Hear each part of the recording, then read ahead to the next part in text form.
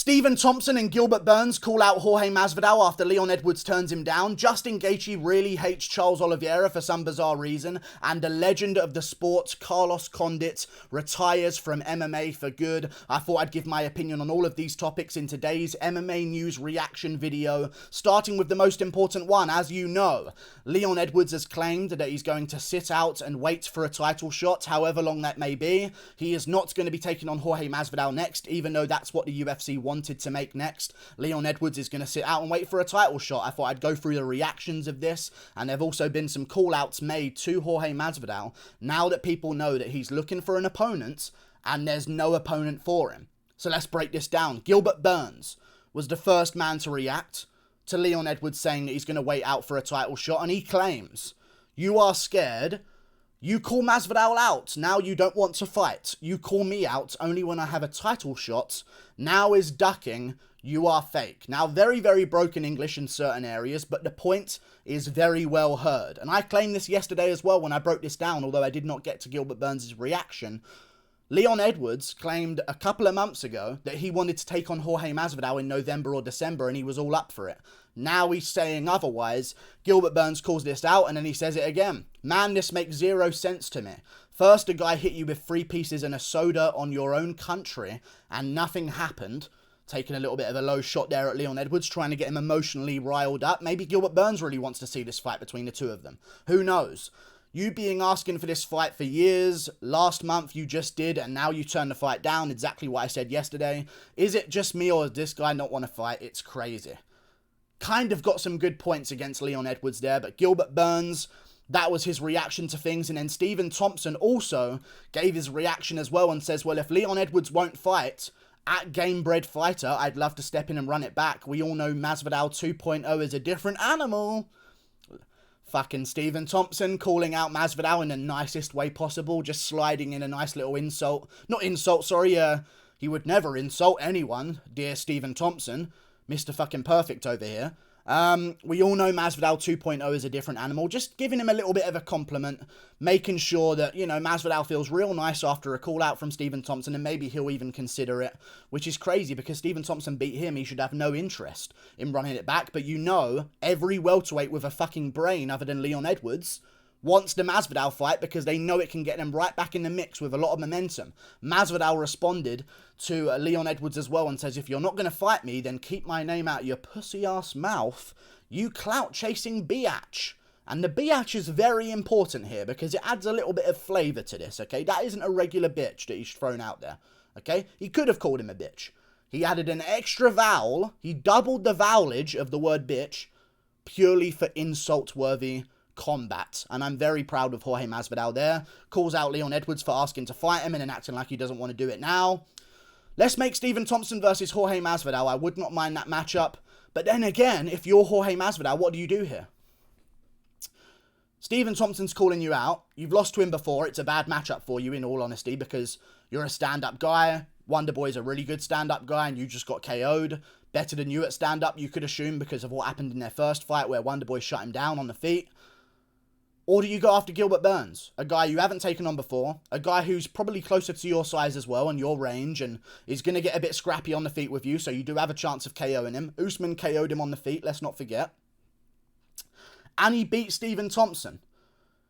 I think Gilbert Burns might be next for Usman if he does get a win over Jorge Masvidal here, and Leon Edwards is going to complain, but he was offered a title shot on a silver platter. Nate Diaz, then Jorge Masvidal.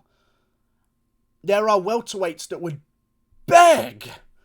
There are welterweights that would beg for that journey to a title shot. Hey, sorry, other welterweight on the roster. We know you've just been fighting killers. In order to get your title shots, we're going to give you Nate Diaz, then Jorge Masvidal. And Edwards turns it down, so Gilbert Burns is rightfully so saying, I know a guy, in reference to Jorge Masvidal mentioning that he's looking for a guy or something like that. So he's mentioning that he wants to maybe take on Jorge Masvidal. And if you're Masvidal, I'll take on Gilbert Burns, highest ranked guy, beat Stephen Thompson, would move me right above Leon Edwards, probably put me right back in a position for a title shot as well if I do destroy Burns in spectacular fashion.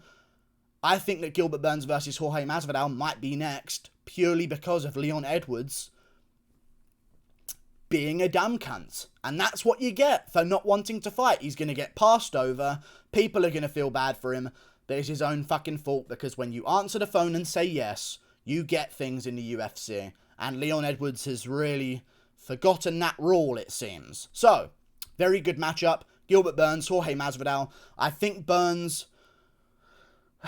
I think Masvidal beats Burns. I think he loses to Wonderboy at this point in his career. But I think he can actually beat Burns. If I was Masvidal, I'd get this in a 3-rounder, and I'd go all out on Burns and try and get him. Maybe Burns wins, but on the feet, I feel like Burns ain't quite the same level as Masvidal, okay? He's getting beaten by Usman on the feet. Masvidal, although got KO'd by Usman on the feet, don't get me wrong, was doing good against Usman. I guess you could say Gilbert Burns is as well. That's actually an approachable matchup for Masvidal, compared to other guys in this division.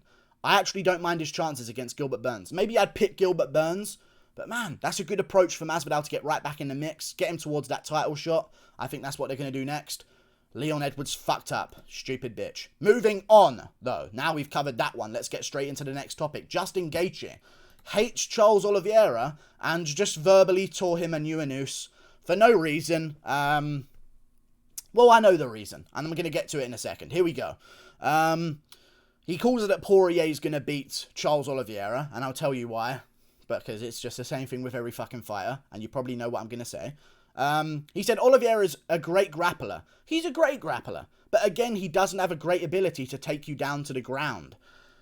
Now, I like Gaethje, but he's been really salty recently about a lot of things.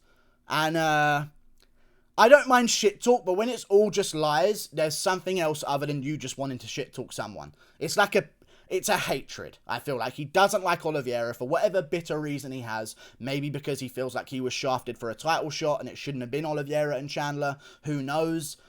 He's lying. Oliveira took down every one of his last opponents to get him to the ground. Tony Ferguson took him down, dominated him on the ground for 3 straight rounds. Okay? Even in his last fight as well, took down Michael Chandler at one point, had his back on the ground. He took down Michael Chandler. Michael Chandler's got some of the best takedown defense in the lightweight division right now. Justin Gaethje got mauled by Khabib in that fight. So he gets to a point where he calls Charles Oliveira a quitter.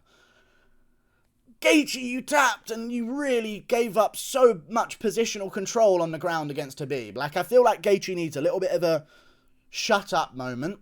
Shut his mouth for a second. Go out there, destroy Chandler. Then let's hear about this. Maybe he's so confident he's going to get past Chandler that he doesn't even care. But either way, he goes on and says about Charles Oliveira. Oliveira is not Khabib. He doesn't march forward and march through things to close that distance. He literally fucking does, though. Like, he does go after it. He went after Chandler in round 2 straight away after getting hurt in round 1. He stuck right in the center of the cage and he fucking pieced him up and finished him. He's jumping front kicking Kevin Lee in the face to get range, to push him back, to get him against the cage so he can maybe shoot a takedown or pull guard afterwards. He actually does all of these things. He throws spinning back kicks against the cage. Everything he does is to push opponents back, it feels like, unless he's been hit by something, in which case he's on the back foot looking for check hooks. Either way, he really needs you to either choose to take him down, or he needs to buy into the grappling with him and go into the clinch. He has some good takedowns from the clinch, and I think that's the only time he takes people down, from the clinch. I'm not seeing this. I'm seeing... So Gaethje doesn't watch Oliveira's fights, it seems, because I'm not seeing any of this. I'm seeing perfectly timed double legs by Charles Oliveira. I'm seeing perfectly timed anythings by Charles Oliveira. He can have great timing on takedowns, and he often gets his opponents to the ground with them. Constantly. I don't think Gaethje's really taken in Oliveira at a skill level, and I didn't do it for a while, but you got to start respecting him when he does things like he's doing. Like, KO and Chandler on the feet is no small feat. He KO'd Dan Hooker in the first round. Dan Hooker's a great striker, KO'd Gilbert Burns. I know MMA math doesn't work, but as an example, he's clearly somewhat elite. Some bum off the street who didn't know how to strike don't do that to Michael Chandler. Either way, he calls him a quitter. I don't know. I know he's criticising his win streak and stuff, but Gaethje, before the UFC, you weren't really fighting the best in all. You know what I'm saying? We'll just go through that. But either way, just the quitting stuff I don't get. Because Gaethje, did you quit against Alvarez when you face planted the ground after some knees? Did you quit against Poirier where you got hit and you didn't recover and you went down? Like, some people get hurt and they get put away, and that's just the reality of the sport. You don't have to quit every time. Justin Gaethje, shut your salty ass mouth up, please, Stop disrespecting Charles Oliveira. He's a very nice guy. But I know why Gaethje's doing this. And let's talk about the psyche of Justin Gaethje. Welcome into the brain of Justin Gaethje. We're living here rent-free, just like Charles Oliveira. Poirier beat Gaethje.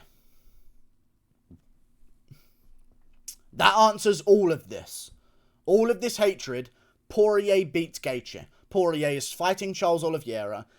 Every single UFC fighter, or at least 99% of them, and when you do find someone who doesn't do this amongst UFC fighters, they are a gem, okay? They are an absolute gem, and you notice that they don't do it. They pick the fighter they lost to beat every single person on earth, because they can only justify their loss if it's them losing to the best fighter on the planet in their opinion. They will pick the person they lost to against literally every single person there is. Because otherwise, if he says that he thinks Oliveira beats Poirier, he subconsciously says in his own brain, and he knows this, that Oliveira beats him. I know that's not how it works in MMA math, but you've got to admit, if he says that Oliveira is better than Poirier and he's going to beat him because he's better than him, and Poirier beat Gaethje because he was better than him, Gaethje's mind works in that way as every other fighter's does, and he just backs the guy that he lost to because that's how they get over it, I guess. Salty-ass Gaethje strikes again, but I'm looking forward to his comeback against Chandler. That's a huge fight. We don't just shit on Gaethje. I just smacked my TV, but either way. Looking forward to Gaethje's comeback. Get a win, and then we'll talk about Gaethje versus these big names. Maybe straight away for a title, who knows. Moving on. This news next, at the end. Right, so Norm Macdonald passed away earlier this week, yeah, and it kind of hit me like a, like it just sunk my chest in a bit, I feel like, and I just got like a plug pulled out the back of me. Norm Macdonald died earlier this week, yeah, and now, I know he's not dead, sorry, I'm not comparing the two of them, but Carlos, I don't really give a fuck about Joseph Benavidez in all honesty, but Carlos Condit has been one of my favourite fighters of all time, and he's just retired from MMA. And I don't like it because I thought there were so many fun fights for him to still have in his career. Like, he's still got it. Close loss to Max Griffin. You're still in there. You beat Matt Brown. Matt Brown just flattened out cold Diego Lima. Like, you beat Court McGee. Like, these aren't... They're good fighters still. You know what I mean? And you're beating them. I feel like I really wanted him to continue because I'm looking at Lawler matchups in rematches. By the way...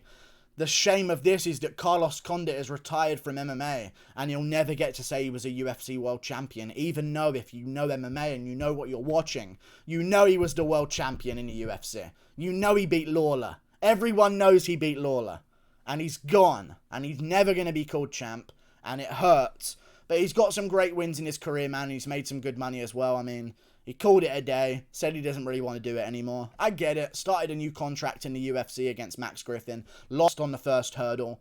When you're looking at the other 4 or 5 fights of that contract you've just signed and thinking, man, I'm starting on a loss here. I'm going to have to go right back to the start again. I can't even get up the rankings.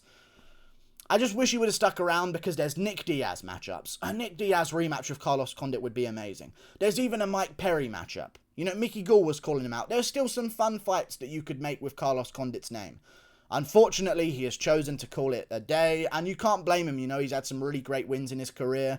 Again, one over Robbie Lawler, which it should have been a win, and that's what we're going to call it, an absolute win, because it fucking was, and I don't care anything else whatsoever. Recently, of course, beat Matt Brown. Court McGee beat Jake Ellenberger in a submission match. Also beat Jake Ellenberger in his actual career. Has a win over Nick Diaz, which is a good win to have. A win over Martin Kampmann. A win over Thiago Alves. These are great wins to have. Dong Hyun Kim, Dan Hardy, Rory McDonald, Jake Ellenberger again earlier in his career. Even has a win over Brock Larson earlier in his career as well, which is an amazing win when you think about it back then. It's sad to see him go. You know, the Keanu Reeves of MMA is gone. The natural-born killer, Carlos Condit. See you in another life, good sir. It's been an absolute honour watching him fight, and I'm glad that he made some decent money to see himself off. I know he didn't make great money in his career, but when you think about it, from October until July of this year, from October of 2020 until July of this year, which I believe is about... God, don't ruin my brain here. 9 months of a distance. In the last 9 months of his career, he fought 3 times, and he won a lot of them. Okay, Court McGee made $250,000 there. Nice to see that. Nice little $250,000 into his account before he calls it a day. Another fight with Matt Brown, he made $260,000. Slide a chunk of that into his payday. Then he renegotiated, got 150 for 150, but lost to Max Griffin, making 171,000. That's like a solid amount of money before he ends his career. So he's not going to be broke or anything like that. So it's not a sad story. But man, he's a fucking world champ, dude. Carlos Condit. See you later, dude. Enjoy your next life, whatever you're doing afterwards. But swear he was the UFC welterweight champ. You got to keep that alive. Like and subscribe. Thank you for watching. Click that button up there. Toodle pip. I'll see you later. If you ain't in the Hall of Fame, it's a fucking Hall of Shame. Toodle pip.